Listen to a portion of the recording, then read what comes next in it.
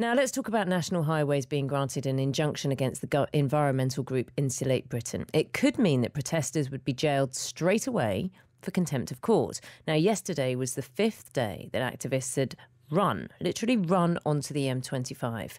Police made 38 arrests. Now, this injunction effectively stops protests on motorways and A roads, and it was sought by the Home Secretary Priti Patel and the Transport Secretary Grant Shapps. They claim the protesters have alienated the public. It comes into effect later today. Now, I've been talking to Lisa Townsend, who is the Conservative Police and Crime Commissioner for Surrey, and she began by explaining the injunction. What it means is that our police force are no longer going to have to spend all of their time waiting and predicting for these protesters to come on. It means there's a real legal force now behind keeping them off.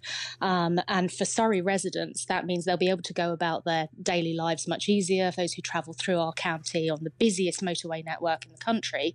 And of course, it means our force will be out and about on the roads, and these people will finally be brought to justice. So what could happen to these people now who are arrested? Well, it means that as opposed to us arresting them before on some offences which were unfortunately very difficult to get the CPS to charge against, it means that it's very clear. The law is incredibly clear now. The court have handed it down and made it absolutely clear to these people that they will not be tolerated on our roads. Now, I know that they've stated their desire to be in prison when COP starts at the end of this month, or at the end of October, rather. And I think that it makes it absolutely clear that people just won't tolerate it anymore. And it really is a criminal offence to do this. And it's incredibly disruptive. And certainly no one that I've spoken to across our county supports their actions. So how long do you think they should be in jail for? Well, that'll be up to the courts and sentencing, of course. But what I want to see is them given a sentence that makes it absolutely clear that this won't be tolerated, that it is a serious offence. And if they're happy to be in prison during COP, then that's fine. I don't think any of us will miss them from our roads. What is a figure or a sentence that clearly shows that this won't be tolerated?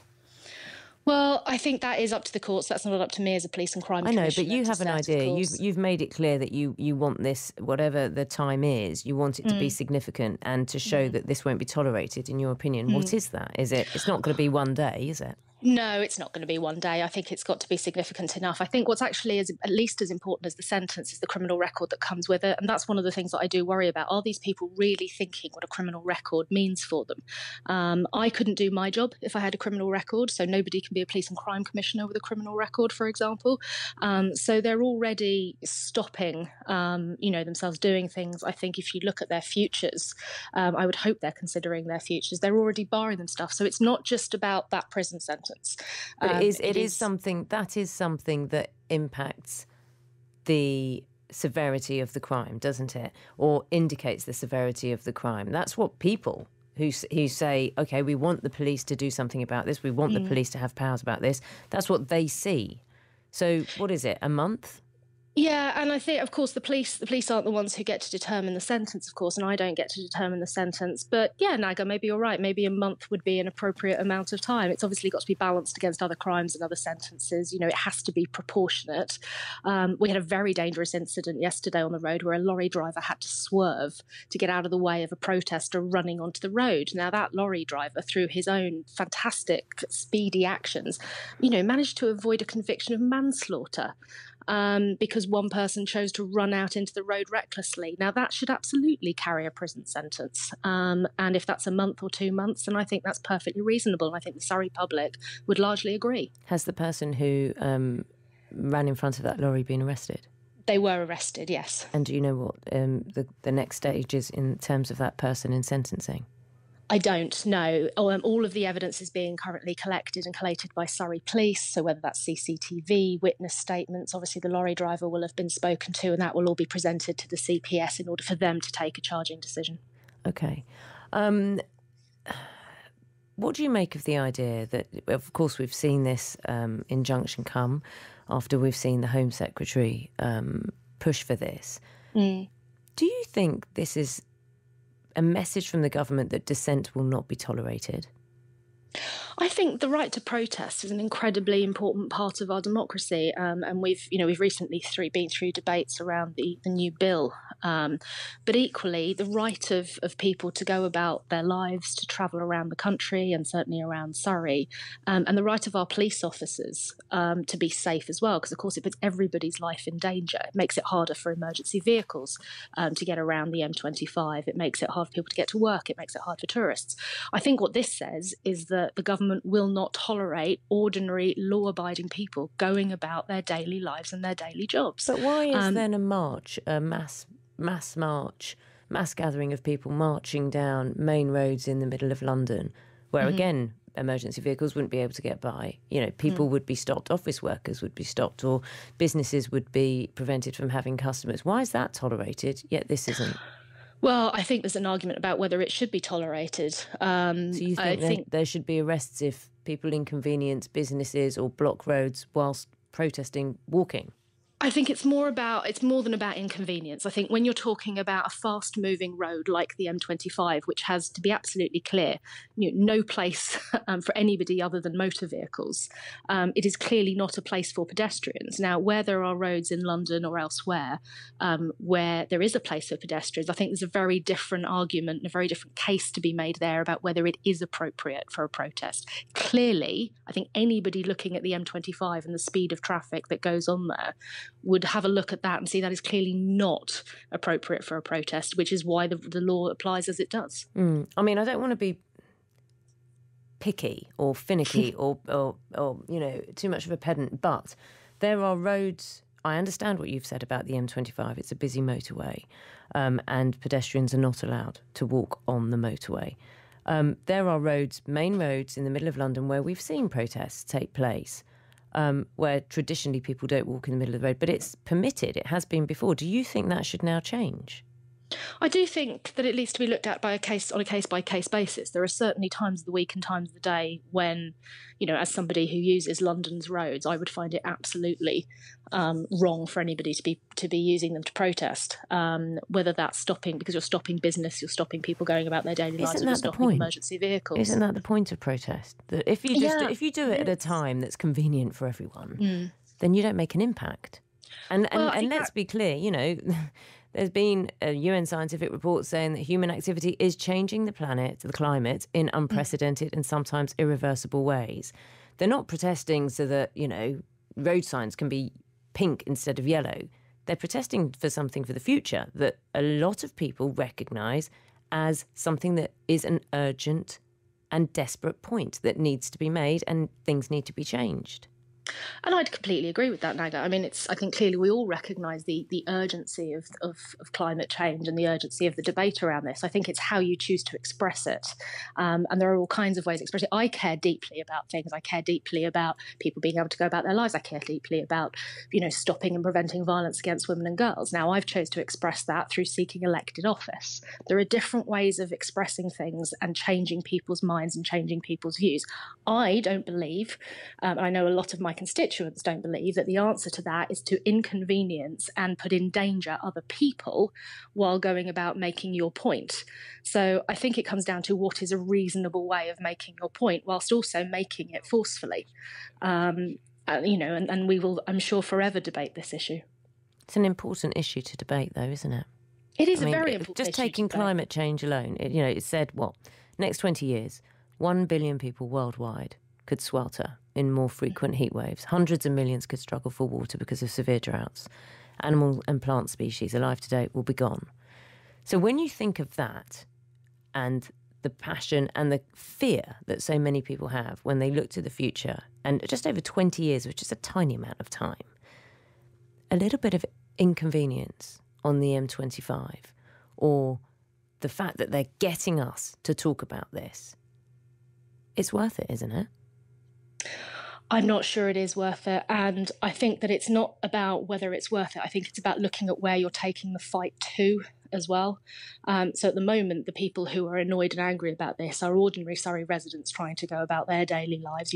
We're hearing in the news every day about energy prices rising and the cost of living rising and wages not rising with it. And these are people who are just trying to, to get to their jobs to make a living. Meanwhile, You've got the people who they want to hear them, which I assume is people like the Prime Minister, out in New York this week, arguing, trying to get other nations to live up to the UK's commitments on climate change. So I think that they're wrong-headed if they think that the UK Parliament and Westminster politicians are the people that really need to hear this. I would argue the people who really need to hear this are elsewhere in the world. Interestingly, Boris Johnson has said he has been influenced, his mind has been changed when it comes to climate change. Absolutely, but I don't think that's through people risking others' lives on the M25. But it is through people making sure that the issue is heard about. As I've said, I think there are a whole range of ways of making your voice heard, and I think at the moment all these people are doing. Certainly, from I haven't heard of a single resident in Surrey who's contacted me yet to say that they agree with the protests and they think the protesters have done the right thing. I've had a number of people who said they agree with their cause, but they're actually being put off by the action they're taking. Now, if what they're doing is putting average people, the average Surrey resident, off their cause by doing this, then I think not only are they tone deaf, but they're actually doing great damage to their cause. That was Lisa Townsend there talking to me earlier, who's the Conservative Police and Crime Commissioner for Surrey. I can talk now to Zoe Cohen, who's a spokesperson for Insulate Britain. Zoe Cohen, good morning. Hi, Naga. Good to speak with you. Good morning. You were listening, I understand, to that conversation I had with Lisa Townsend. Do you have any reaction to that? I did manage to catch some of it. Thank you so much. And I heard Lisa saying that she cares deeply about people being able to go about their daily lives. And that's exactly what we also care about in Insulate Britain. And that's why we're doing this action. Because as you so rightly referred to, Naga, actually extending from what you said, the climate chaos, which is happening now on every continent, it puts under threat all that we love. Our families, law and order in this country, our food supply, everything, our pensions, our investments, our savings, everything is at threat. And we've seen, haven't we, in this current crisis with the government having to step in with CO2, carbon dioxide production because of threats to food supply and various things. Our infrastructure and our processes in the modern world are so interconnected and so fragile. And yet, the likes of the Ministry of Defence and the UN Security Council acknowledge that global temperature rise is a threat to national security, international peace and security. So I feel for Lisa, and I feel Priti Patel and Lisa and colleagues have got a massive challenge, because where we're heading is the risk of chaos and mob rule, and they will have to police that. So what we're trying to do, Naga, is to act now so that people do not have utter chaos in their daily lives. We're trying to protect the people of this country. The way you've acted, or the way Insulate Britain has acted, or protesters who are part of Insulate Britain who have acted, is that they have inconvenienced people's lives. And now, if they do so again, for example, by running onto a motorway, they will face sentencing. They will face jail time. Is that going to change the strategy when it comes to the protests? I honestly don't know. I don't think we've actually had terms of this injunction through yet, so I can't comment. What we do know is what we need from this country is, a Churchillian level of leadership to help this country come together, Parliament, government, media, institutions, all communities, to come together to tackle this enormous threat. You'll forgive me, Zoe Cohen, forgive me, please. I am very aware, and our listeners are very aware of kind of what you are campaigning for, and I think we've made that clear as well in the interview with Lisa Townsend. But this conversation really is about how these protests are taking place and the level of inconvenience and the punishment that comes with that in light of this injunction. So I wouldn't mind if you don't mind to focus on that, because people are seeing lives affected and are very interested to see what the future holds in terms of these protests, which you have made very clear are important to you. How will the protests change? And I honestly don't know. They're not just important to me. Will there be discussions about that? I'm sure there will, and I honestly can't say any more about that at this moment. I do know that people taking part in these actions are have reached the point in their understanding and appreciation of the threats that British families face and the threats that people face from avoidable, preventable deaths every winter from fuel poverty, as well as the climate catastrophe, that these threats are more of a concern to them than their own personal liberty. What about their lives? I mean, the AA says the M25 protests could have caused multiple fatalities. And you heard there, well, you may have not heard, I'll repeat it. Lisa Townsend spoke about a lorry driver who had to swerve to avoid someone. And if a lorry had hit a person, I think we can safely assume it would have been fatal at worst and life-changing at best. Are these demonstrations worth someone dying over? Naga, sorry, it went very quiet and then I'm struggling to hear you. I was talking about the lorry driver who had to swerve to avoid someone who could have hit them and could have seriously changed their lives for the worse. Are these protests, these demonstrations worth someone dying over? Thank you for repeating it. It's really, safety has been at the heart of our consideration. And I know people listening will perhaps struggle to think of that, but it really has been. And this question that you're asking me is really unanswerable, isn't it? It's something that's been debated over history, over thousands of years. We know that Emily Davidson threw herself under a horse, as part of the suffragettes' actions, and nowadays people make films about her. We can't really answer that question. But what we do know is that these are very different times. These are very different times. The ways of being able to communicate are very, very different. You're right, Naga. You are so right. We're in different times because we now face existential threats, and the government, government, is not taking sufficient action. What else do you expect us to do? We've all tried these. We've tried for decades. You mentioned marches through London. We've done that. We've done petitions. I've written to my MP more times than I can count. It's not changed anything. CO2 emissions are still increasing, and the climate doesn't respond to promises and bluster and policies, Naga. You know that. I completely understand that. But I am genuinely, on a personal level, trying to figure out how far protesters can go. I mean, I'm getting a feeling from you that if someone did die for this cause, as tragic as that may be, it would cement the message, it would amplify the message, and it would be worth it.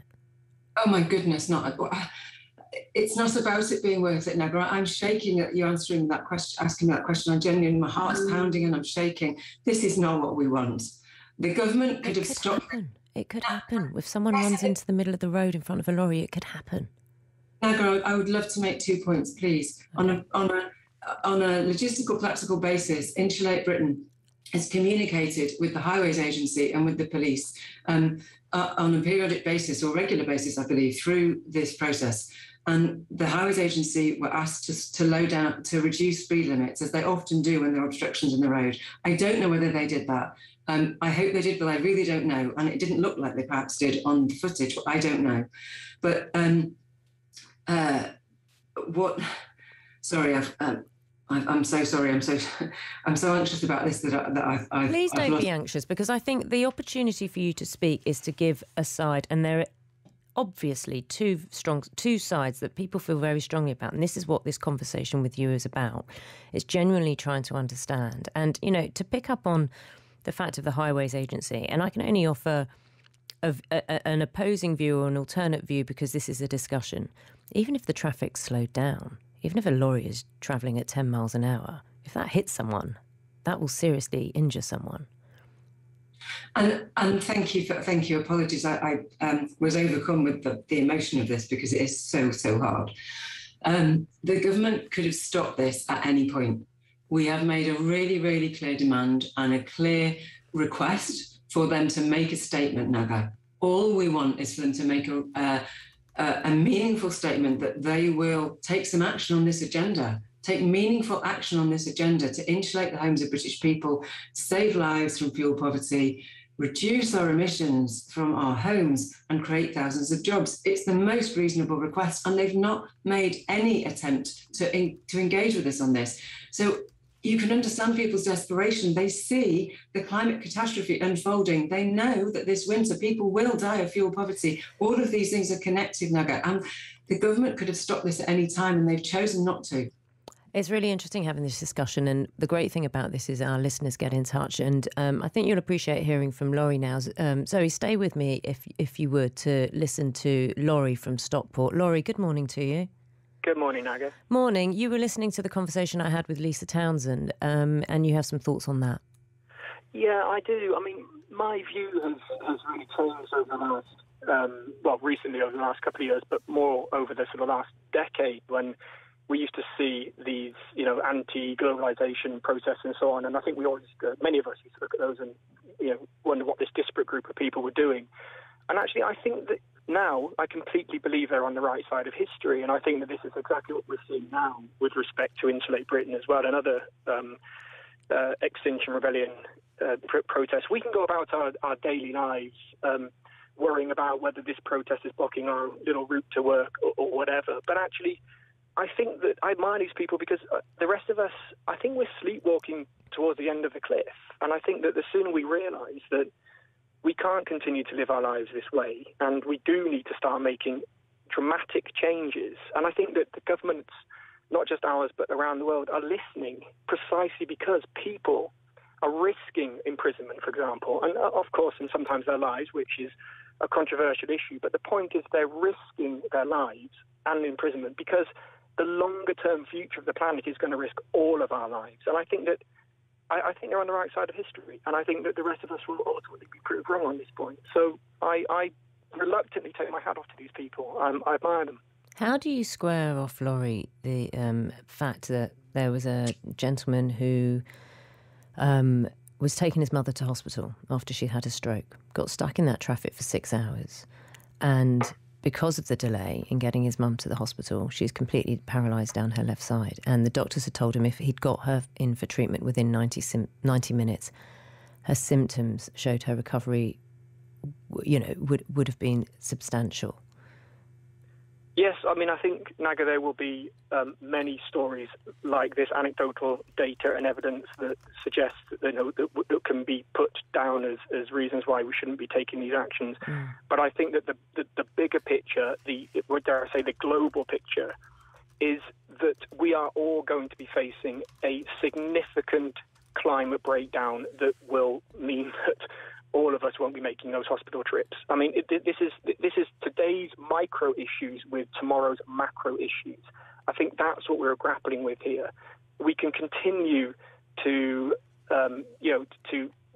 fuss our minds around how our daily lives are going to be playing out, but actually, the breakdown is going to significantly impact, to the point of existential impact on humans and flora and fauna and species if we don't do something about it. So, of course, I feel for people like that. But that could be nothing compared to... I mean, imagine, a year and a half ago, we wouldn't be talking about a pandemic because no one believed it could happen, except for epidemiologists and so forth. They knew it could happen, and they're quietly saying, if you only listen to us, we could have proved you wrong. It's the same issue. These are existential matters that we can fuss about the daily points, and they do matter, I know that.